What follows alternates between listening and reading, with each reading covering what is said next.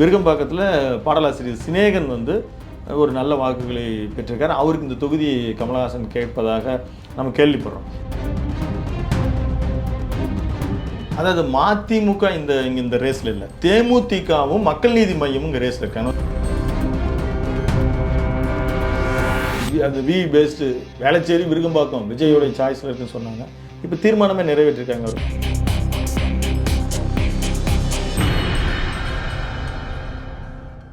அறம் தமிழ் நேயர்களுக்கு வணக்கம். நமது சேனலில் எல்லா மாவட்டத்திலும் உள்ள சட்டமன்ற தொகுதிகளில் கள நிலவரத்தை பார்த்து வருகிறோம். கிட்டத்தட்ட 37 மாவட்ட தொகுதிகளிலும் நம்ம பார்த்தாச்சு. இன்றைக்கு தமிழ்நாட்டின் தலைநகரமான சென்னையில் உள்ள தென் சென்னை சட்டமன்ற தொகுதிகளை விவரிக்க நம்முடைய இருந்திருக்கிறார் நமது அறம் தமிழ் ஆசிரியர் திரு விஜயராம் அவர்கள். சார் வணக்கம். வணக்கம் ராமகிருஷ்ணன் சார். நம்ம எல்லாமே முடிச்சாச்சு. இன்னைக்கு சென்னை மட்டும்தான் பாக்கின்னு சொல்லலாம். இது வந்து தொகுதிகள் அதிகமாக இருக்கிறதால மூன்றாக நம்ம பிரித்து பண்ணலான்னு நம்ம இணைந்து இருக்கோம் இன்னைக்கு. ஆமாம், இன்னைக்கு வந்து தென் சென்னையில் ஒரு தொகுதிகள் இருக்குது. அங்கே வந்து கள நிலவரம் எப்படிங்க சார் இருக்குது? தென் சென்னையில் 6 தொகுதி, அதாவது நம்ம ஒவ்வொன்றும் மாவட்டம் வாரியாக பிரித்தோம். அப்போது கம்பேர் பண்ணும்போது சில நேரங்களில் எம்பி தொகுதிகள் அதிலிருந்து வெளியில் போகும். ஆனாலும் நம்ம மாவட்ட வாரியாக கம்பேர் பண்ணி ப்ரீவியஸ், அதாவது பார்லிமெண்ட் எலெக்ஷன் அந்த அசம்பிளி எலெக்ஷன் ரெண்டையுமே அங்கே இருக்கக்கூடிய நிலவரம், தற்போதைய நிலவரம் நம்ம இதை தான் பேசிகிட்டு இருக்கிறோம். இது நேயர்களுக்கு நம்ம சொல்லிக்கிறோம். நம்ம அங்கே என்ன நிலவரமோ அதை நம்ம சின்ன இன்டர்பிரேஷனோட அதை சொல்லித்தரோம். அதே நேரத்தில் உத்தேச பட்டியல் அப்படின்னு சொல்லி அதை நாங்கள் இன்னும் கொஞ்சம் நெருக்கத்தில் இப்போது வந்து அங்கே இருக்கிற ஒரு பேசுபொருள் அங்கே என்ன மாதிரி இருக்குது அதை வச்சு தான் நம்ம சொல்கிறோம்.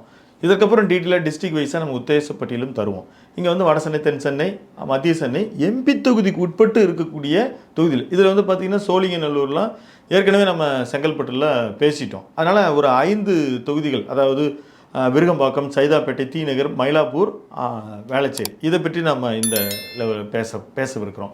அதில் இப்போது ஒவ்வொன்றுமே நம்ம வந்து முக்கியமான தொகுதிகள். சில நேரங்களில் சில விஐபிக்கள் களமிறங்குறதுக்கு நமக்கு ரொம்ப அறிமுகமான, எல்லா கட்சியிலையும் அறிமுகமான இருக்கிறவர்கள் வந்து போட்டியிடுவதற்கு தேர்ந்தெடுத்து வைத்திருப்பதாக நமக்கு தெரிய வருது. அதனால தான் நம்ம இப்படி 3ஆக பிரிச்சிருக்கோம். இதில் கடந்த தேர்தல் நம்ம ரிசல்ட் என்னன்னு பார்க்குறோம். அதுக்கு முன்னால் தென் சென்னையினுடைய கடைசியாக நடைபெற்ற பாராளுமன்ற தேர்தலில் தமிழச்சி தங்கப்பாண்டியன் ஒரு 5,16,000 வாக்குகளை பெற்றிருந்தார். தெலுங்கானா கவர்னராக இருந்துட்டு தமிழிசை சவுந்தரராஜன் தனக்கு ஒரு வெற்றி வாய்ப்பு இருக்குன்னு நம்பி வந்து அவர் ஒரு 2,90,000 வாக்குகளை பெற்றார். கடந்த தேர்தலில், அதுக்கு முன்னாடி தேர்தலில் ஜெயக்குமார் அவர்களினுடைய மகன் டாக்டர் ஜெயவர்தனன் அவர்கள் 1,72,000 வாக்குகளில் 3ஆம் இடம் தான் இருந்தார். இப்போ ரெண்டையும் சேர்த்துனா கூட நம்ம எப்பயும் அந்த மாதிரி ஒரு கால்குலேஷனில் பார்த்தோம்னா கூட தமிழிசை தங்கப்பாண்டியன் வந்து ஒரு வின்னிங்கில் தான் இருக்காங்க. ஆனால் அது ஒரு பாராளுமன்றங்களுக்கான தேர்தல்.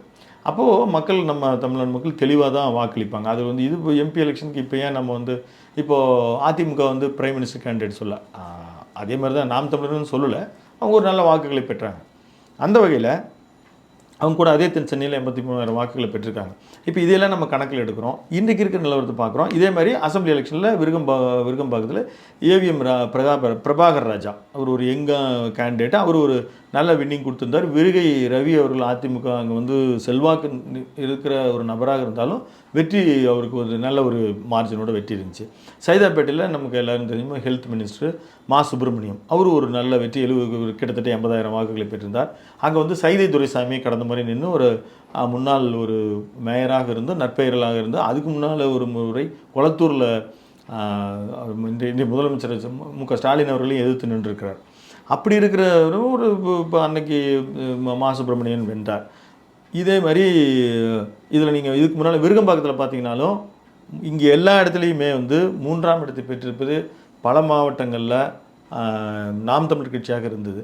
இந்த நம்ம பேசிகிட்டு இருக்க இந்த 5 தொகுதியிலையுமே மக்கள் நீதி மையம், விருகம்பாக்கத்தில் பாடலாசிரியர் சினேகன் வந்து ஒரு நல்ல வாக்குகளை பெற்றிருக்கார். அவருக்கு இந்த தொகுதியை கமலஹாசன் கேட்பதாக நம்ம கேள்விப்படுறோம். நீங்கள் கூட சொன்னீங்க சார், ஒரு 6 தொகுதி 10 தொகுதியெல்லாம் கேட்குறாரு சார், அவ்வளோ கேண்டிடேட் இருக்காங்களான்னு.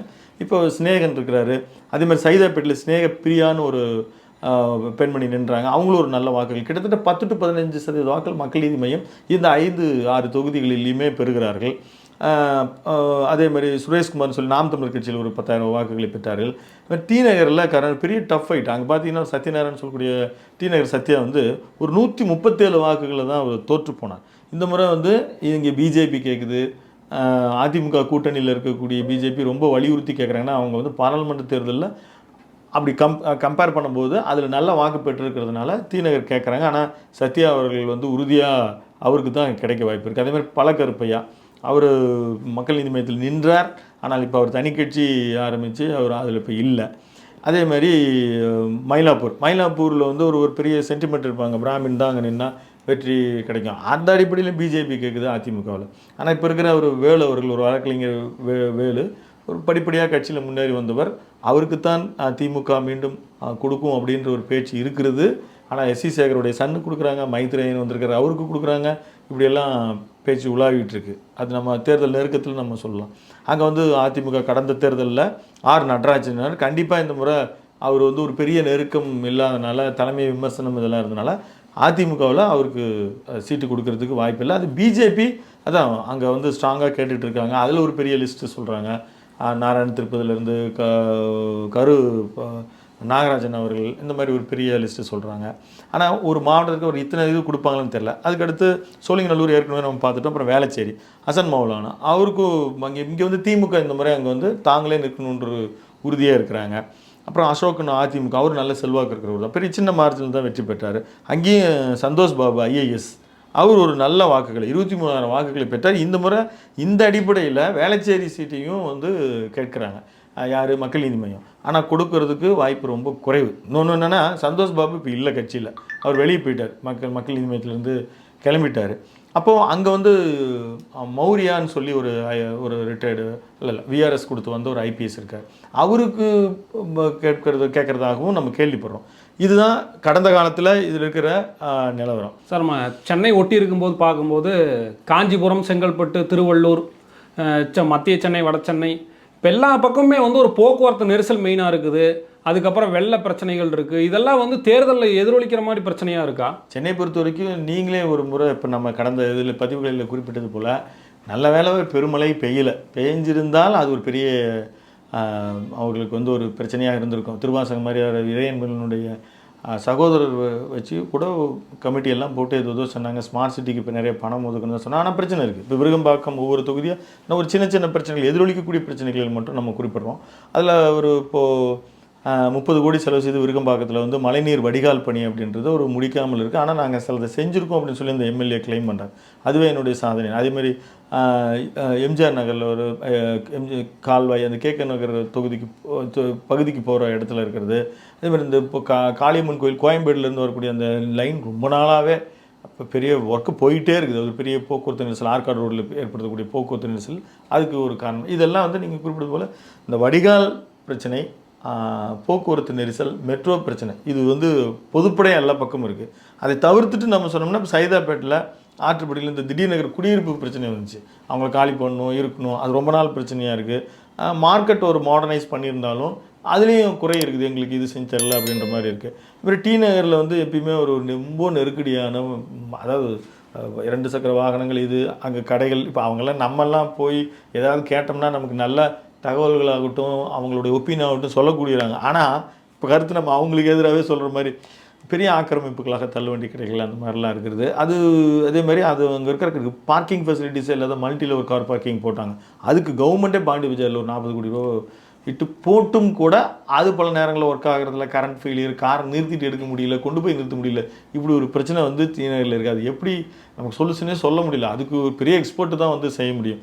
இதுக்கு தேர்தலில் எதிரொலிக்குமானா அங்கே இருக்கக்கூடிய மக்கள், நெருக்கத்தில் இருக்கக்கூடிய மக்கள் இதெல்லாம் ஒரு பிரச்சனையாக தான் கருதுகிறாங்க. மயிலாப்பூரில் அதே மாதிரி லஸ்காரில் இருக்கிற பிரச்சனைகள், மெட்ரோ இஷ்யூஸு, இதுதான் ரிப்பீட்டாக. வேளச்சேரியில் நிறைய இருக்குது. அதுதான் 250 ஏக்கர் இன்றைக்கி ஏரி வந்து ஒரு 55 ஏக்கராக மாறிடுச்சு. அங்கே மழை பெஞ்சிட்டா மிகப்பெரிய வெள்ளம் வருது, தவிர்க்கவே முடியல. அந்த அதேமாதிரி டிராஃபிக் ஆகுது, இந்த ஆற்று மதகு கிளியர் பண்ணாமல் இருக்குது, அந்த தரமணி லிங்க் ரோடில் வந்து எப்பயுமே டிராஃபிக் ஆகுது. இது மாதிரி பிரச்சனைகள் ஒட்டு மொத்தமாக இருக்குது. இது அங்கே இருக்கக்கூடிய இப்போ பெரும்பாலானவங்க வந்து வெளியிலேருந்து வராங்க. வேளச்சேரி வந்து ஒரு சோழிங்கநல்லூருக்கு அப்புறம் பார்த்திங்கன்னா எல்லா பகுதியிலேருந்து வந்து தங்கி இருக்கிற மாதிரியான ஒரு மக்கள் நிறைந்ததாக இருக்கும். அதனால் அந்த பிரச்சனையை எப்படி தேர்தலில் எதிரொலிக்கணும்னு நம்மளால் கணிக்க முடியலன்றதே நம்ம வந்து இது வந்து முக்கியமான இடம்னு சொன்னீங்க. தென் சென்னை வந்து எல்லாம் ரொம்ப ஒரு போட்டி மிகுந்த ஒரு தொகுதிகளாகவே இருக்குது. இங்கே வந்து மதிமுக தேமுதிகலாம் ஏதோ ஒரு சீட்டு கேட்குற மாதிரி எதுவும் இருக்கா? அதாவது மதிமுக இந்த ரேஸில் இல்லை, தேமுதிகவும் மக்கள் நீதி மையமும் இங்கே ரேஸில் இருக்காங்க. குறிப்பிட்டது போல் 5 தொகுதியிலும் 3ஆம் இடம் பெற்றிருக்கிறது மக்கள் நீதி மையம் தான் பெற்றிருக்காங்க. இப்போ திமுகவில் இருக்கக்கூடிய இப்போ மா சுப்பிரமணியம் ஆகட்டும், மற்றவர்கள் வந்து எல்லாமே ஒருத்தர் வந்து அது சைதாப்பேட்டை யாரும் கிளைம் பண்ணவே மாட்டாங்க. ஆனால் விருகம்பாக்கம் இப்போ வந்து தேமுதிக இதாக வந்திருக்கிறவங்க, அவங்க வந்து கடந்த தேர்தலில் நின்று அவர் பார்த்த சாரதிக்கே அவங்க கேட்பாங்க. அவர் கடந்த முறை மத்திய சென்னையில் அதிமுக கூட்டணியில் ஒரு எம்பி தேர்தல் நின்றாலும் இந்த மாதிரி விருகம்பாக்கம் முதல்ல வந்து விஜய பிரபாகரனுக்கு இது மாதிரி பேச்சு இருக்குது, இல்லை அவர் நிற்கவே இல்லை அப்படின்னு பேச்சு. ஆனால் விருகம்பாக்கத்தை தேமுதிக கேட்குது. அதேமாதிரி மக்கள் நீதி மையம் அவர் கூடவே இருக்கிற நீங்கள் வந்து கவிஞர் சிநேகனை நம்மளால் பார்க்க முடியுது, எல்லாருடைய இதுலேயும் வரக்கூடிய. அதனால் அவருக்கு ஒரு நல்ல வாக்குகள் பெற்றிருக்காருன்னா அவர் திமுக கூட்டணியில் நம்ம கேட்டு பெறணுன்ற எண்ணம் அவங்களுக்கு இருக்குது. அவர் நிறைய டிபேட்லேயும் அவர் மக்கள் நீதி மையத்துக்கும் திமுக சப்போர்ட்டாக பேசுகிறதுனால அந்த வாய்ப்பு இருக்குது. ஆனால் பிரபாகர் ராஜா ஒரு யங் கேண்டிடேட்டு, அவருக்கு ஏதோ ஒரு ஆல்டர்னேட்டிவ் கூட பண்ணலாம்.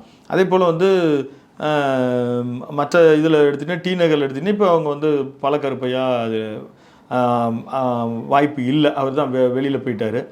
ஆனால் ஸ்ரீபிரியா அவர்கள் வந்து மயிலாப்பூரில் நின்றுருக்காங்க. அதில் மயிலாப்பூர்லையும் கூட கமலஹாசன் அவர்கள் கேட்பதா, சென்னையில் அவர் அதிகமாக இந்த பெல்ட்டில் தென் சென்னையில் அவர்கள் அதிகமான தொகுதி, ஆனால் ஏதாவது ஒன்று கொடுக்கறதுக்கு வாய்ப்பு இருக்குது. ஒரு 5-6 தொகுதியில் கேட்குறதுக்கு அது வாய்ப்பு இருக்குது. அதை வேளச்சேரியும் அவங்க கேட்டிருக்கிறதில்ல. இதில் வந்து காங்கிரஸ் தான் இப்போ பிரச்சனையாக அவங்க இருக்காங்களா இல்லையானே நமக்கு தெரியல, அந்த கால்குலேட் பண்ணவே முடியல.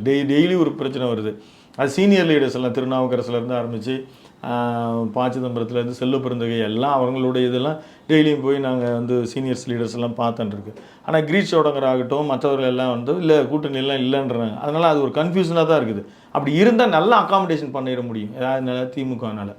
அது அவர்களுடைய வெற்றி பிரச்சனையெல்லாம் அடுத்த விஷயம். அதாவது அந்த டிவிகே காங்கிரஸ் கூட்டணி அமைந்தால் அது நம்ம இனிமேல் தான் அது என்னன்னு அதை கால்குலேட் பண்ணி சொல்லணும். மற்றபடி இந்த மாதிரி ரேஸில் வந்து டிஎம்கேனுடைய அலைன்ஸில் ப்ரெஷர்ஸ் வந்து மக்கள் நீதி மையத்திற்கும் தேமுதிகவுக்கும் தொகுதிகளை வழங்குவதில் அவர்களுக்கு இருக்குது.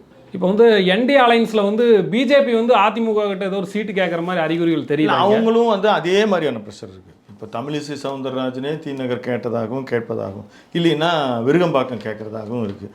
விருகம்பாக்கத்திற்கு அதான் எப்படியா இருந்தாலும் அங்கே வந்து அதிமுக கூட்டணி கட்சியும் திமுக கூட்டணி கட்சியும் நிற்கிற மாதிரி தான் நம்ம கேள்விப்படுறோம். அங்கே வினோத் பி செல்வம் கூட கேட்குறது எனக்கு நம்ம கேள்விப்படுறோம். அவர் துறைமுகம் தொகுதி தான் வழக்கமாக நின்றுருக்கிறார். ஆனால் சேகர் பாரத் அவர்களை வெல்வதற்கு வாய்ப்பு இல்லை, நம்ம விருகம்பாக்கத்தில் ட்ரை பண்ணலாம் அப்படின்னு இருக்குது.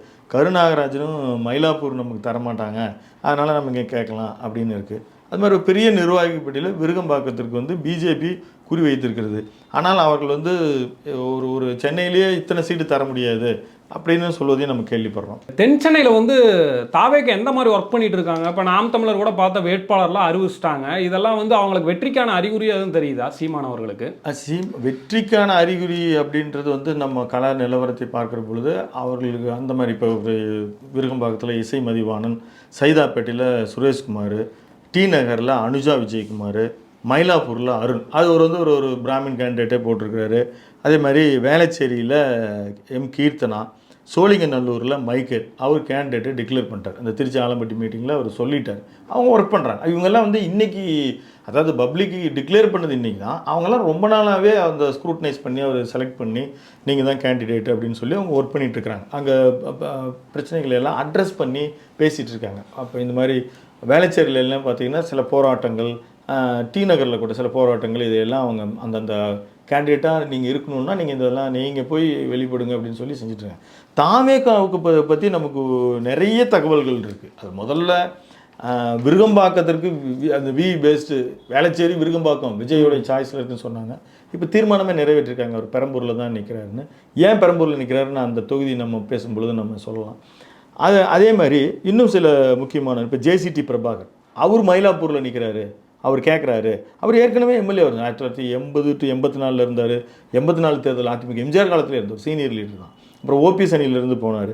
2016 அதாவது ஜெயலலிதா அவர்கள் இருக்கும் பொழுது முக ஸ்டாலின் எடுத்து ஏடிஎம்கே கேண்டிடேட்டாக நின்றவர் ஜேசிடி பிரபாகர். அந்த மாதிரி சென்னையில் செல்வாக்கு இருக்கிறார். இன்றைக்கி அவர் வந்து தேவையில்லை, அவர் மயிலாப்பூருக்கான வாய்ப்பு இருக்கிறதா சொல்லப்படுகிறது. சைதாப்பேட்டையில் சிடி நிர்மல்குமார், அது ஏடிஎம்கேலேருந்து பிஜேபியிலேருந்து இன்றைக்கி ஐடி விங்கில் வந்து ரொம்ப பிஸியாக ஒர்க் பண்ணிகிட்ருக்கிறாரு. டி நகரில் ராஜசேகர்னு சொல்லி அவரும் வந்து தலைமை நிலையத்தில் இருக்கிறார். இப்போ இது மாதிரி பெயர்கள் அடிபடுகின்றன. இந்த வில்லிவாக்கமாகட்டும், அதே போல் விருகம்பாக்கமாகட்டும், வேளச்சேரி ஆகட்டும், ஆதவர்ஜுன் அவருடைய சாய்ஸ்லேயும் இருக்குது. அவரும் நிற்கிறாரு. நான் அவர் தான் நிறையா அவருடைய கமிட்டி தான் நிறைய ஒர்க் பண்ணுறாங்க. அவர் அந்த டேட்டா எல்லாம் எடுத்து ஏற்கனவே அவர் கடந்த காலத்தில் இப்போ இந்த பிகே மாதிரியான டீமில் பணியாற்றக்கூடிய அந்த அனுபவத்தில் அவர் ஒரு டீம் போட்டு அனலைஸ் பண்ணி செய்துக்கிட்டு இருக்கிறார். கள நிலவரங்களை பார்க்குறாரு. அப்போ அந்த ரிப்போர்ட் பேஸ்டு அவருமே வந்து விருகம்பாக்கம், வில்லிவாக்கம், வேளச்சேரி இதெல்லாம் ஒரு லிஸ்ட் வச்சு அவர் நிற்கிறதாகவும் இருக்குது. ஸோ இந்த மாதிரி நமக்கு தெரிஞ்ச ஒரு சீனியர் லீடர்ஸ் நம்ம அந்த தாவேக்காவாகட்டும், மற்ற அதிமுக திமுகவாகட்டும் எல்லாருக்குமே, அது கூட்டணி கட்சிகள் எல்லாருக்குமே அவனுடைய ஒரு பெரிய சாய்ஸாஸும் கடும் போட்டியாக இருக்கிறதுக்கு நம்ம பார்க்கலாம். தென் சென்னையில் வந்து திமுகவோட கோட்டையாகவே இருக்குது, அவ்வளோ ஸ்ட்ராங்காக இருக்காங்க. இங்கே வந்து திமுகவுக்கு ஏதோ ஒரு சின்ன விரிசல் விடுற மாதிரி ஏதோ அறிகுறி எதுவும் தெரியுதா? இல்லை, கோட்டையாக இருந்தது ஜெயலலிதா அவர்களுடைய 2011 பிறகு அது அப்படி இருந்ததில்லை. பலகாரங்கள் இப்போ சத்யா அவர்கள் எல்லாம் வென்று வந்திருக்கிறாங்க. அதனால் அதிமுகவிற்கும் 2011 பிறகு அது கோட்டைலாம் சொல்ல முடியாது, ஒரு அலை அப்படி வந்துச்சு. இந்த முறை இப்போ சைதாப்பேட்டை இப்போ மா சுப்பிரமணியம் அவருக்கான வாய்ப்பு இருக்குது. டி நகர் அப்படி சொல்லிட முடியாது. ஏன்னா வந்து 137 வாக்குகள் தான் கடந்த முறையே அவர் திட்டிங்கிற சத்யா வந்து வெற்றி வாய்ப்பு இழந்திருக்கிறார். இந்த முறை நிச்சயமாக அதிமுகவுக்கு சாதகமாக இருக்கும். அதேமாதிரி மயிலாப்பூரும் ப்ரிடிக்ட் பண்ண முடியாது. அது மாதிரி வந்து இறங்கக்கூடிய கேண்டிடேட்டை அவங்க கேன்வாசிங் கெப்பாசிட்டி அதில் பொறுத்தவரை மாறக்கூடிய வாய்ப்பு இருக்குது. திமுக கேண்டிடேட்டாக மக்கள் நீதி மையத்தில் இந்த ஸ்ரீபிரியாவே கூட நின்னாலும் அவங்க வந்து இந்த முறை வந்து ஒரு கட்சி பேஸ் அதிகமாக வரும்போது ரிசல்ட் சேலஞ்சஸ் வரதுக்கு வாய்ப்பு இருக்குது. அது மாதிரி தான். அது மாதிரி விருகம்பாக்கமும் பெரிய அளவில் சேலஞ்ச் இருக்கிறது தான். அது விருகை ரவியாக இருக்கலாம், அல்லது சினேகனாக இருக்கலாம், அல்லது புதிய ஒரு வேறு யாரும் இருக்கலாம் திமுக கூட்டணியில். அதே மாதிரி பிஜேபி அலையன்ஸ்லேயும் ஒரு ஸ்ட்ராங்கான கேண்டிடேட் நின்னும்போது, ஆனால் இங்கே நீங்கள் பார்த்துட்டிங்கன்னா சென்னை தொகுதியில் எல்லாமே 2 லட்சத்திற்கு மேலே வாக்கு இருக்குது. இப்போ எஸ்ஐஆர் பிறகும் கூட 2 லட்சத்துக்கு மேலே வாக்கு இருக்கிறதுனால ஒரு பெரிய கேன்வாசிங் மெத்தடில் நிச்சயமாக கடும் போட்டி தான் நிகழ்து. இது திமுக கோட்டை அப்படின்னு சொல்லிட முடியாது, அது விஜய் வருகை உட்பட. தென் சென்னையில் வந்து திமுகவுக்கு சில சவால்கள் இருக்குன்னு சொன்னீங்க. நிறைய பிரத்யேக தகவல்கள் நேயர்களுக்கு கொடுத்தீங்க. உங்கள் கருத்து பதிவுக்கு மிக்க நன்றி சார். மிக்க நன்றி. நேயர்களே, தொடர்ந்து இணைந்திருங்கள் அறம் தமிழுடன். நன்றி.